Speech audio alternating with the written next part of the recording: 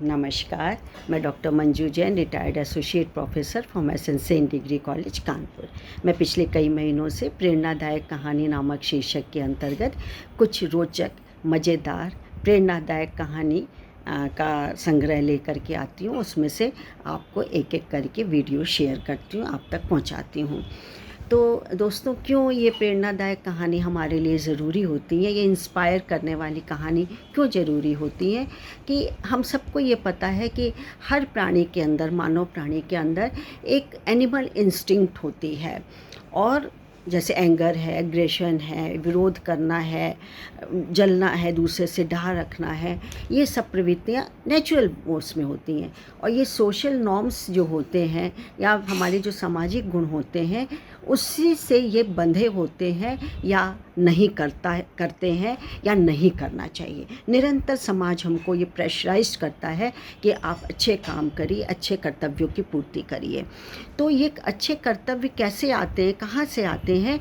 इन्हीं छोटी छोटी कहानियों से, इन्हीं प्रेरणादायक, इंस्पिरेशन देने वाली या मोटिवेशनल कहानियाँ ही हमारे अंदर की जो एक भावना, गलत भावना होती है या उलझन वाले हमारा कभी वक्त आ जाता है, विरोधाभास स्थिति आ जाती है, तब यही छोटी छोटी कहानी या प्रासंगिक कहानियाँ ही हमारे जीवन को सुचारू रूप से चलने देती हैं।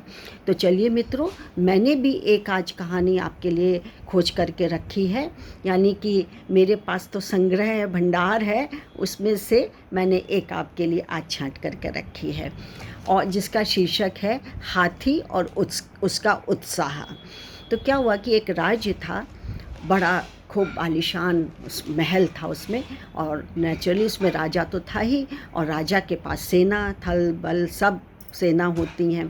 तो उसी सेना में उसके सैनिक तो थे ही, लेकिन लड़ने वाले भी, घोड़ा हाथी चलने वाले और हाथियों की भी बहुत भरमार थी।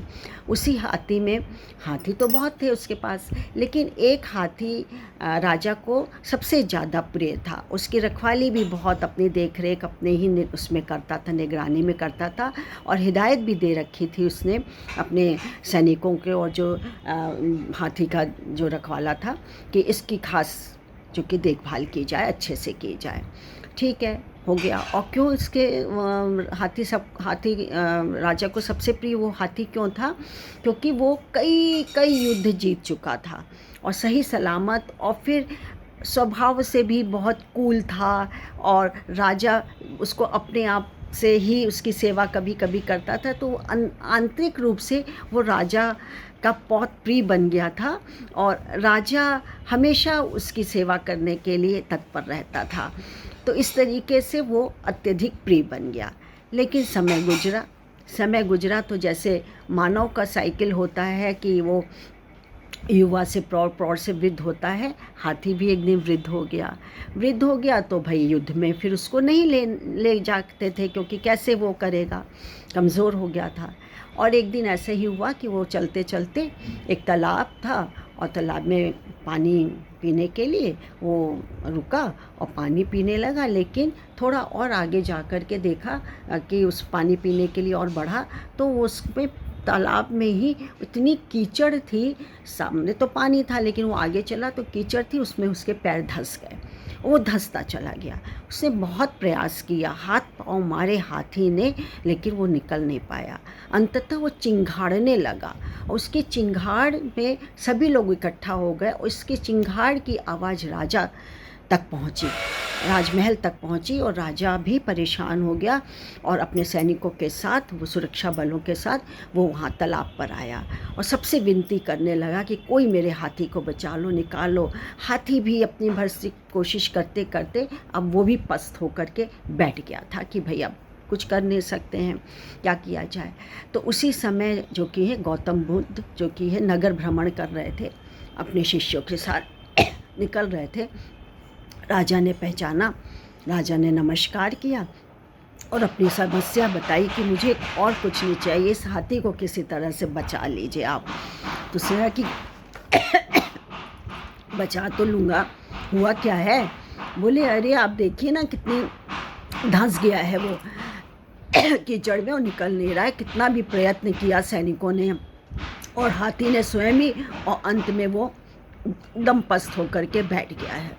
तो गौतम बुद्ध ने पहले चारों तरफ तालाब का निरीक्षण किया और उसके बाद बोले कि आप अपने सैनिकों को चारों तरफ तालाब के खड़ा कर दीजिए और खूब कस कस के नगाड़े बजाएं। वो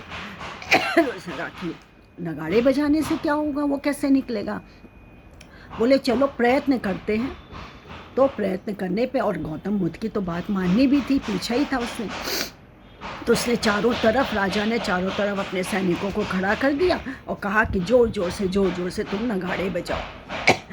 सो सैनिक जो कि उनकी आज्ञा पाके जोर जोर से नगाड़े बन जाने लगे। काफ़ी देर हो गई तो हाथी थोड़ा सा हिला डुला, फिर थोड़ा सा प्रयत्न किया और सबको हतप्रत करते हुए सब अवाक रह गए। वो बाहर आ गया। राजा अचंभित, सेना अचंभित, कितने लोग इसके ऊपर लगे हुए हैं प्रयास में, और नगाड़े की ध्वनि से ये क्यों निकल गया? तो साथियों, कहने का तात्पर्य है कि जीवन में उत्साह को बना करके रखिए। कभी जब होता है कि हम वृद्ध हो रहे हैं या हमारे में ताकत नहीं है, तो कुछ नहीं है, आप अपने उत्साह को बना के रखिए। और उत्साह कहाँ से आएगा? आपके सकारात्मक चिंतन से आएगा। सकारात्मक चिंतन को बनाए रखना जरूरी है, जिससे कि आपके ऊपर कभी भी निराशा हावी ना हो। असफलताओं से क्या है कि उस बोझ से व्यक्ति मान लेता है कि अब तो हम पहले जैसे तो कार्य कर नहीं सकते हैं, लेकिन ये पूर्ण सच बात नहीं है। सकारात्मक सोच ही आदमी को आदमी बनाती है और उसे अपने मंजिल तक ले जाती है। जैसे हाथी ने उत्साह दिखाया, शक्ति उसकी शारीरिक कम हुई, लेकिन जैसे ही नगाड़ा बजा उसने सोचा कि अब मुझे निकलना है। उत्साह आ गया उसमें, दुगना तिगना चौगना उत्साह हो गया, जैसा कि युद्ध भूमि में वो करता था, और वो अपने प्रयास में सफल हो गया। तो बच्चों या अभिभावक उनके या मित्रों, मेरे मित्रों, यदि आपको ये कहानी अच्छी लगी हो तो इस उत्साह के साथ आप रहिए, जिए, और अपने बच्चों को भी ये कहिए कि देखो बेटा, तुम कहीं भी कमज़ोर नहीं हो।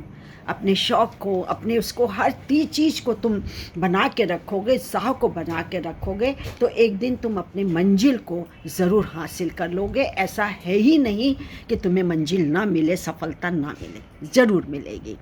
तो जीवन में प्रयास सदैव करते रहिए। लक्ष्य मिले या अनुभव, दोनों ही तो अमूल्य हैं। आप प्रयत्न कर रहे हैं, उत्साह है आपके अंदर, तो आपको लक्ष्य मिलता है या फिर अनुभव, और ये लक्ष्य और अनुभव बहुत ही कीमती चीज़ है। तो मित्रों, आज बस इतना ही। अच्छी लगी हो तो लाइक और शेयर करना मत भूलिएगा, सब्सक्राइब भी करिएगा, और तब तक के लिए मुझे आज्ञा दीजिए। नमस्कार। Thank you.